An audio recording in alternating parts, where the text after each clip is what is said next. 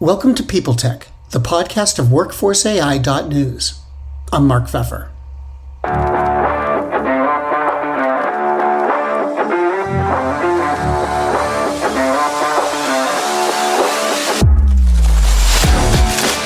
Today, I'm speaking with Rohit Chennamaneni. He's the co-founder of Darwinbox. They're an end-to-end platform that helps customers automate and understand the value of their HR processes. He's having to address changing customer demands as well as the growth of AI.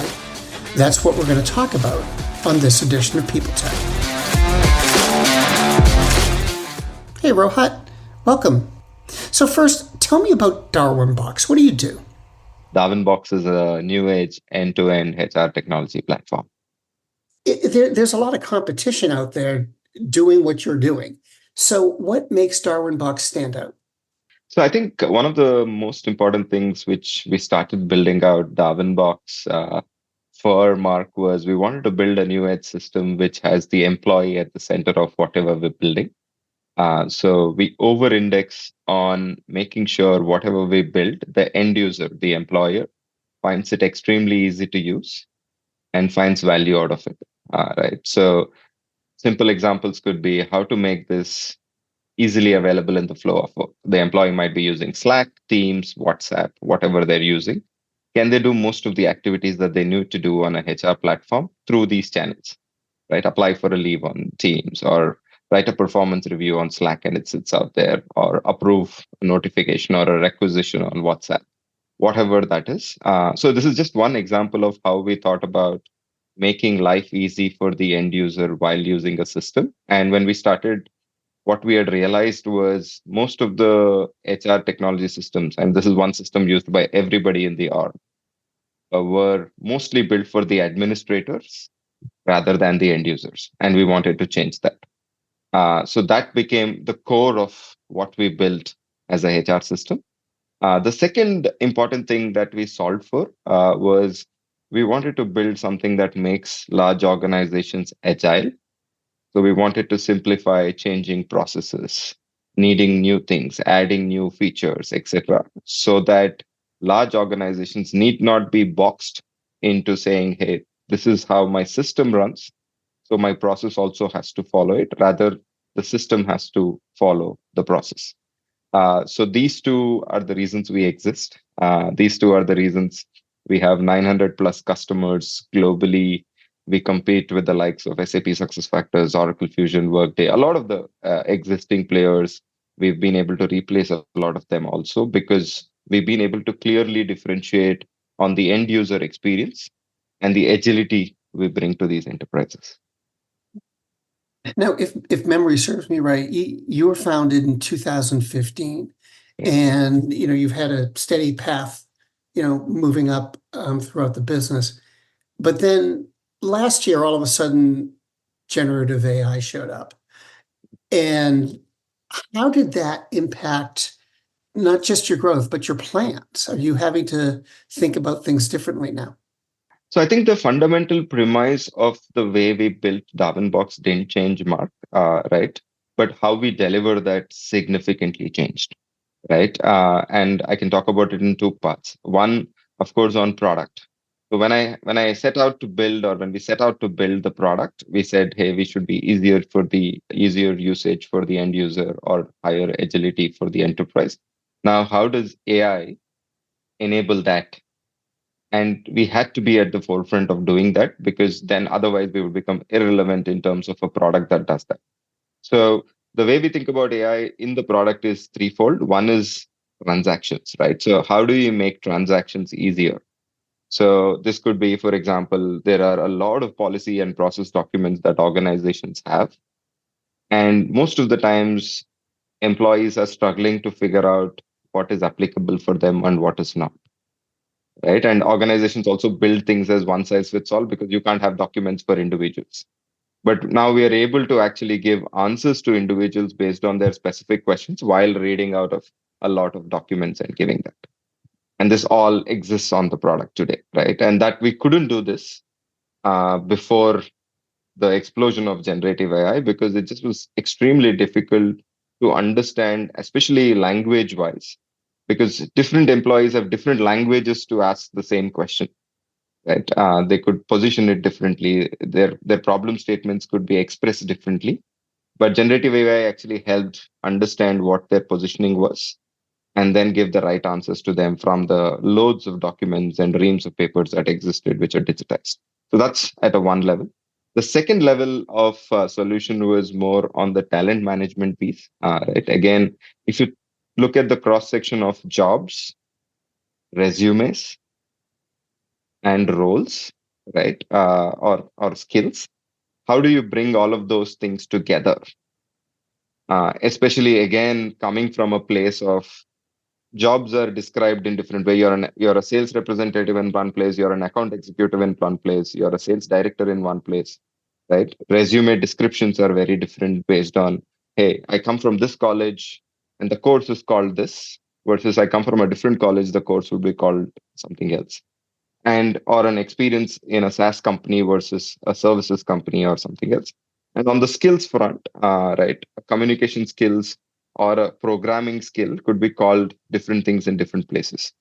How do we bring all of this together where we can find the perfect match internally when we are looking for a role or externally through recruitment was something we solved very well through generative AI because, again, it gave us a common language on saying this means this in most other contexts. I've looked at the web and this is what it means.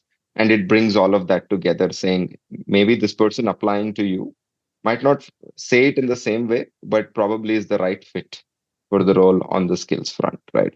So again, that was a big area of focus for us as we built out, and now we have like a whole marketplace of this.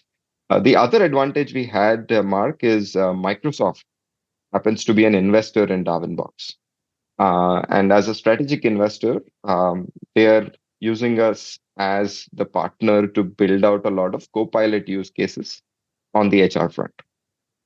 So we're getting access to a lot of new innovations, which is still not out in the market, where even for Microsoft, they need great use cases for the technology that we're building. And for us, we get access to certain technology for the problems we are solving. So as a combination of this, we are able to bring out a lot of features around recruiting, around talent management, around all the operational internal support issues, etc. That's solving through AI, right? So of course, right, this acceleration will mean that how the product looked for 9 years that we existed will be very different from how it will look for the next few years that we exist or many years that we exist. And that's a big shift that we are going through. This is more on the product side. And again, on the support side as well, when we are answering queries, when we are building some things for customers, etc., things are a lot more accelerated, which means we can actually deliver a lot more for the customers. But you still face the problem of having to push through all of the buzz that's out there. I mean, it seems like everybody and their mother is coming out with an AI powered platform. So that makes a big competition in terms of marketing. How do you make yourself stand out when you're trying to get your message across?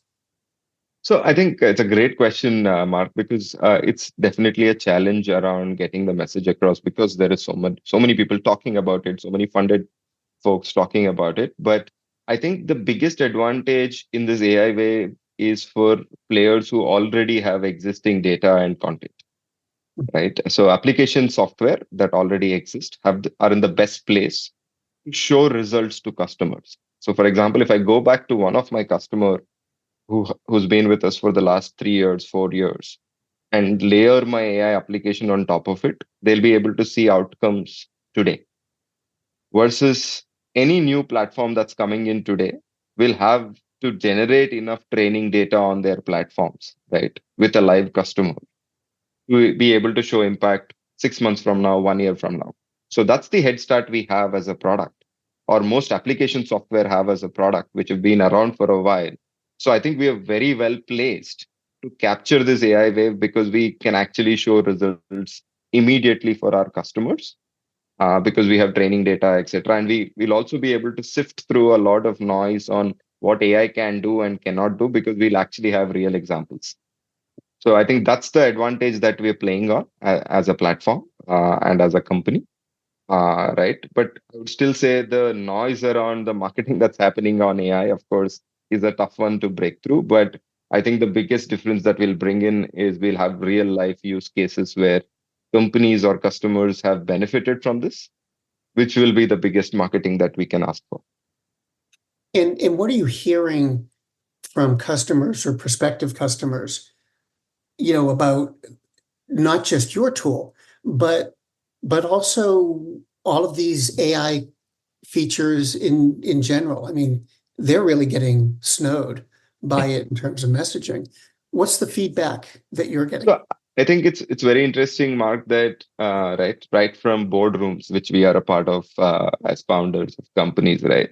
The investors are asking these questions, the public markets are asking these questions, which leads to the CEOs asking it to their management team on saying, "What are you doing on AI?" Which leads to management team asking individual teams on saying, "What are you doing on AI?" Right? So a lot of pressure is coming top down because of all the noise that's there. I think what we are seeing a lot more is um, functional leaders, right? And this could be HR leaders, this could be finance leaders, this could be sales leaders going into the experts, right? And these could be consultants or these could be product companies like us and saying, right, which parts can we leverage, right? And it's our responsibility also to educate them back on saying there are these areas where you'll see significant impact going forward. But there are some areas where, right, there's a lot more to be done, for example, on bias, a lot more to be done in terms of hallucinations, etc., which are limitations of the capability of the technology, where you might not have an immediate answer. And that's something that needs to be played back to the management teams, to the CEOs, and to the boards, because there is definitely immediate impact you can see, but not in all areas. Right. So, and that I think is the part where we have to keep our counterparts honest on the client side. But the ask is a lot, right? Every quarterly business review with my customers I am in, I get asked on saying, "Hey, what are you doing on SA?" And now we're almost preempting it AI. So we are almost preempting it to say, "Hey, these are the things we're doing on AI." But hey, we also have a webinar which talks about where you can see impact, but where you cannot, because we also believe, given our access to Microsoft, we know the cutting edge of technology on AI. So we can actually be ahead of the curve in terms of telling you what's relevant and what's not and what's coming. Are the demands the customers are making changing because of AI? In other words, are they asking for new capabilities that they think AI can deliver, or are they just asking for the same type of solution, which they assume will be done better?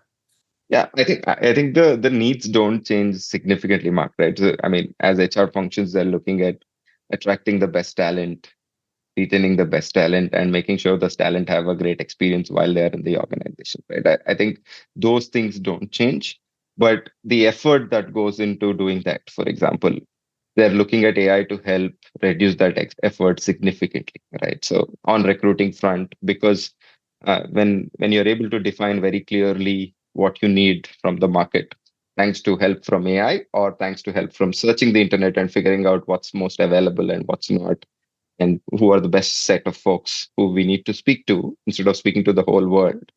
I think they're looking at how does work get easier, the same set of outcomes that you're looking for become easier with AI or faster with AI or cheaper with AI.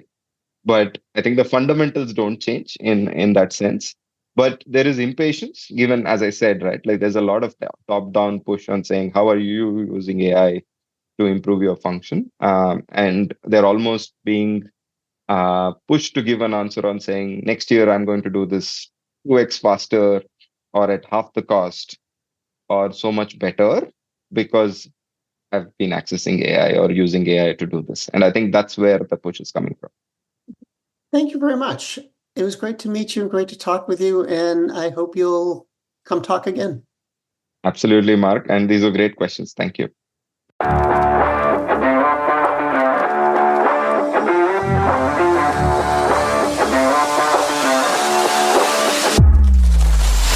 My guest today has been Rohit Chennamaneni, the co-founder of Darwinbox.